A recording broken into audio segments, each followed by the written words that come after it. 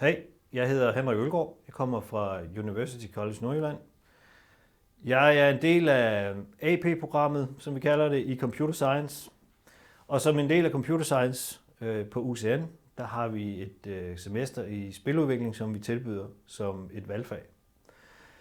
I vores valgfag i spil har vi 4 elementer, som henvender sig til dig, som har noget programmeringserfaring, men gerne vil prøve kræfter med at lave dit eget spil.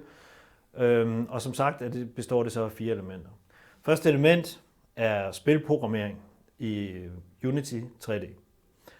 Det næste element er game development som koncept, hvor du så bygger op til at lave dit eget spil i det tredje element, som er konstruktion. Derudover har vi så en workshop, som handler om virtual reality og andre inputformer, så det ikke bare bliver de klassiske mus og keyboard.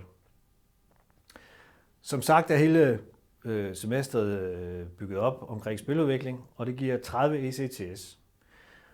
Hele forløbet sluttes af med en rapport og naturligvis en eksamen, som gør, at du kan bygge videre på dine erfaringer inden for spil, eller du kan sige, at nu har du i hvert fald en grundlæggende kendskab.